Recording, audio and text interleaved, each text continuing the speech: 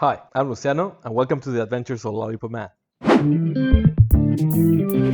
Welcome to the Blender animation workflow. This is where I sit down and try to animate a shot and show you my approach in Blender. So yeah, I think that's it. Remember to like and subscribe, and let's get on it. Okay, so I'm gonna try to keep everything as simple as possible and not take 70 hours to do a blink. And so first of all, we have our character and our scene. And as you can see, I've deleted all the workspaces that I don't need. I've only kept the layout one and the animation one. I'm gonna get my timeline up a little bit higher and then have this thing here. And most of the video is based on default Blender hotkeys, default Blender tools, besides one set of hotkeys that I've changed, which I talk about in the effective keyframing.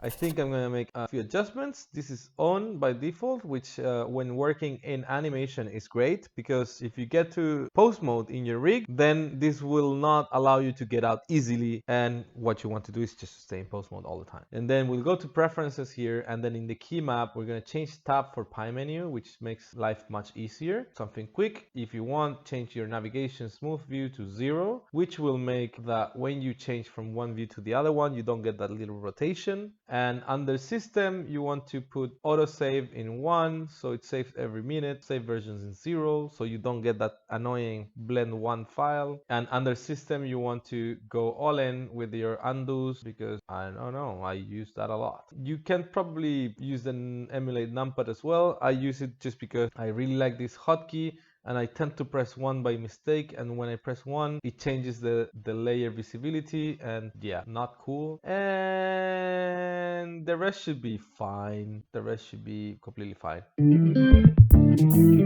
So I'm going to select the rig. You can select it here as well, and I'm going to hit tab and then pose mode. Pose mode is a mode to generate animation. The great things are that you're locked in this mode, and if you're in object mode, the rig behaves as a one object, and then when you enter pose mode, you can access the different parts of it, making it really easy to for instance, select the entire rig, and you can then hit keyframe, and that's it. You don't need to make sure that you're not selecting something by mistake. You're selecting the entire rig, that's it. Same if you have two rigs. If you press A, you'll select both rigs together. And you have some specific tools for animation, like the breakdowner, copy and pasting poses, inverted flip. You can have one character and be isolated from everything else, or several characters and have them in pose mode if you want to work on them at the same time. There's a whole tool set that lives just for pose mode that it's not available in object mode. Other things about pose mode which are great is that you cannot duplicate a controller by mistake in pose mode. That doesn't exist. You cannot delete a controller by mistake. And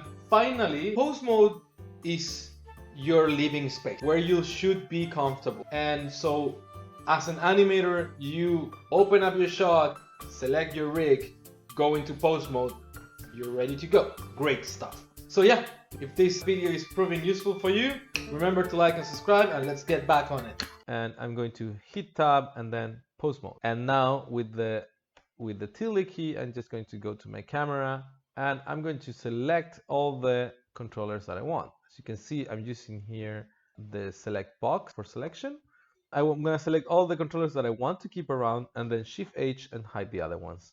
I'm going to select these two that are the ones that move the entire eyes, and also I'm going to press H, and I'm going to select the eyes, and I'm going to hide them as well with the H, because I really don't need them at this point, and these guys neither. Maybe the nose controllers I don't want to see yet as well, because the nose doesn't get really affected by the blink, but maybe these ones will serve a little bit if we want to push it. No, actually I don't think so. Goodbye. So Blender, because of the way it's built, you can always hide your controls with H, and you can always get them back by pressing Alt H, which is great. And when they come back, they're all selected, so you can actually press H again and hide them again. We are missing a button to unhide the last one selected, but it's fine. Anyways, so we have our scene set up, we have our layers visible. These are the layers from Rigify. You can just turn it on and off, but because we're just gonna focus on some face, I'm just gonna keep around the face one and the tweaks for the face, which it's great because now, because I have these two on, but then I hit all the rest by hand, I still have access to these two when I turn those layers, and I can focus on them very easily. And they'll never be lost or anything. So I'm gonna start by make it asymmetrical a little bit. I'm gonna try to be as less idiotic as possible when doing this. I just recorded this video like 3 times, and the first one was without audio, and the second one got caught at minute 40, and I don't want this one to be 2 hours. I want it to be at the most half an hour. So I'm not gonna tell you exactly what I'm doing or why am I doing it. I'm just gonna try to do it as best as possible, just keeping it nice, and then explain to you the part of the workflow I'm using, which is the point of the video, more than teaching you how to animate, because I reckon most of you already do animate way better than I do. So I'm just like trying to give it a little bit more appeal and asymmetry, so it's not completely flat. I'm using the low poly version of the character with the simplify, because that's gonna run really fast. And also, I kind of like this model in a kind of a low poly feeling. I think it's cool. So yeah, there we go. There's a shading issue there that I don't really agree with, but it's not a big deal. As long as it looks nice rendered. Okay, it doesn't look that nice rendered. Okay, that's not too bad. Like we can live with that. I think yeah, we can figure something out. Cool. Let's go back to yeah. Ah, you see the issue's gone. Like low poly kind of style. Looks cool. I think it looks good. Fair enough. Let's go. So I'm setting up this one pose, and if you haven't seen the effective keyframing video, go and see it, because there's some tips on how I set up my hotkeys for keyframing. So I'm gonna press I. You'll probably get the menu if you haven't seen that video, but what I'm doing is pressing I and setting keyframes on location, rotation, and scale. And then we'll move on forward to the close pose. So we're gonna do like 4 frames or 3 frames, should be fine. I'm gonna push this down a lot, then push this one up a little bit. Same thing with the other side. I'm gonna lower these other ones, see if we can make it look like it's a closed eye, something like that, right? Yeah, something like this. And then I'm gonna select them all, Control C, Control Shift V, and then we get a paste one of that one. And because I'm using auto key, we get keyframes on both sides. It's all fine. It's all nice. I'm gonna push the eyebrows a little bit lower as well, so they push with the entire thing. So basically, we can do eyebrows, push eyelids, eyelids go down, and then eyelids end up down, they push back up, and then they push the eyebrows. I think that's gonna be pretty. So we're going to do that. Right now we're working on Bezier curves by default. If you like step mode, I'm gonna show you that in a minute. So as you can see, because of the way this rig is built, it's not that great, because if I select these 3 controllers, then the middle one gets double transforms. So if you want to move the 3 of them, you probably want to just move the 2 outer ones, and then this one you can just compensate. But I reckon it should be backwards. You should have one main one that moves the 3 of them, and then if you select each one of them, then you use that to offset and shape the thing. But yeah, this clearly wasn't, never mind. Oh well. So I'm just pushing this a little bit further down to make sure. Actually, this one should be, yeah, there we go. And then this one, just tiny bit. Actually, this one I don't want to move. This one I don't want to move. So see, blink. So I want to work in stead mode. For that, I'm just going to hover on the timeline and press T and change interpolation type to constant, which will make them in constant interpolation. Kabam! And then we're going to copy this first line of keyframes and paste it back in frame 20, actually frame 22, I think. Something like 12 frames for blink should be about right. And then we're going to copy this keyframe here. We're gonna duplicate it with Shift D, and we're gonna push it a tiny bit more. So we're gonna move it a little bit more down, a little bit more down, a little bit more down, more down. Yeah, something like that. And then toop, toop. Yeah, that helps. And then around frame 18, we're gonna make sure that these guys are almost open. With Shift E, you get the breakdowner, which is basically a twinner or like the twin machine and stuff like that. Really handy. And it works like this. You press Shift E, and then your mouse cursor has a 0 in the one side and 100% in the other side. It's great that it's embedded here and it's so easy to use. Like, and it just drives everything. And you're like, oh, and you're just hovering around and you're like, I'm looking for the perfect breakdown. And also you get to see the number here up there, so it's very cool. 95%. So because of the way it's designed, it's a very precise tool. Bam, good. And then in the same frame, I'm going to do this one, but I'm gonna do it slightly less open, so we get that feeling of a offset blink. Just don't do it by offsetting one frame. That doesn't work. It looks terrible. Just do offset in betweens so that they go like slightly faster one than the other one.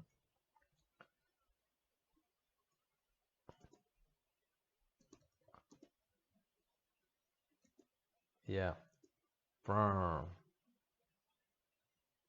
Because your eyes actually close at the same time and to end up opening at the same time, and they start more or less at the same time. Just not a frame of a difference. That's too long. And so same thing here. I'm going to, around frame 12, I'm just going to start, and then I'm going to go file select flip active, which will flip my selection again. Flip active, right? Flip active. And there's a video coming on Tuesday. Flip active. Flip active. So now I'm just gonna go back to this guy and then make sure that he's starting with a little bit of a head start. Yeah, I think that's not too bad of a blocking. We need to add some little things before we go to polishing. I'm just going to grab this and move the eyes to somewhere that they're looking a little bit more kind of like towards us. So I think that could be okay. By the way, Shift Alt Z hides my overlays, which means basically hides my controllers and everything that I don't want to see. Yeah, I think that position is better. And so we should probably also do some eye darts while we're at it, at least one. So we want to make select this main controller of the eyes, press I, and then 2 frames and move it a little bit to the side. Basically, when you look at a person in the face, you look eye, mouth, eye, mouth, and which is also very sexy. So I'm going to do eye. I'm going to do eye, and then hold that one, mouth, and then hold that one, and then copy this one here. So eye, mouth.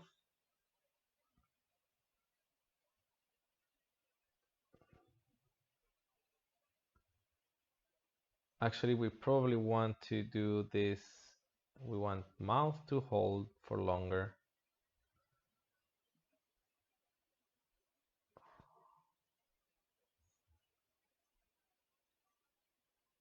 Yeah, and let's keep these guys here. Something like so, I think.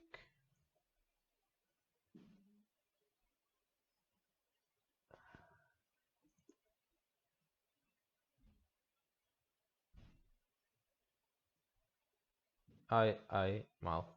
Eye, mouth. Yeah, I think that works. And I'm using 2 frames for changing, which is correct. We just need a breakdown, and so we don't really need to polish the eye darts. But the breakdown, we're going to do it like at least at something around 80 or 90%. So I'm just gonna, so he goes like that, and we're gonna just go like so, 90% something, because you want to favor the always where the eye is landing to. So with this, we do it quite easily. Vroom, vroom.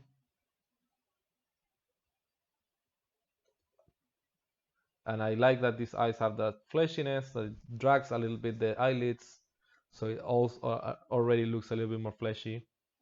I reckon this animation should be a tad longer. Let's make it a tad longer so the eye blinks don't are not so compressed one with the other one in time. So we can do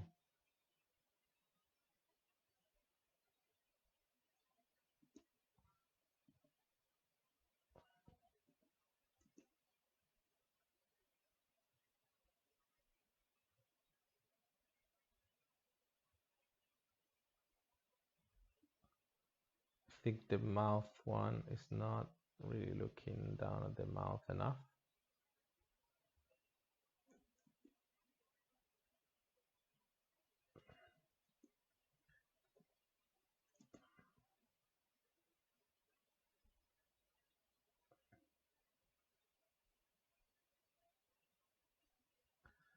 Now it feels like it's looking at the boobs, at my boobs, obviously.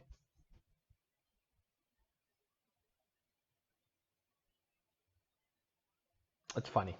You get the idea. Actually, I'm gonna still make it shorter again. I think we're gonna do that. Okay. Cool. So that's it for today.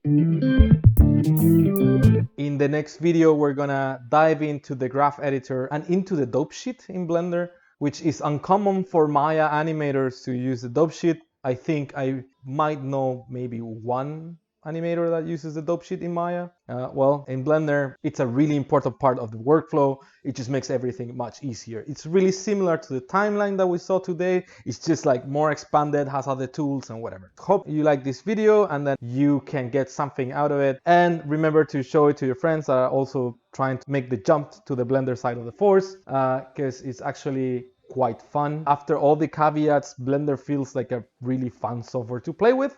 To be honest, it's been a really hard video to make. It's really hard to see oneself animating, mostly because animation is part of my heart. So seeing myself doing mistakes or doing stupid things and then trying to fix them halfway through so nobody notices it is really, really tough. So I'm really open to feedback. If you want to comment on how I'm doing things, if you have better tips on animation, please give them to me, because I'm longing for learning all that stuff. That's the end of part 1 of Blender animation workflows. Remember to like and subscribe, and see me next time.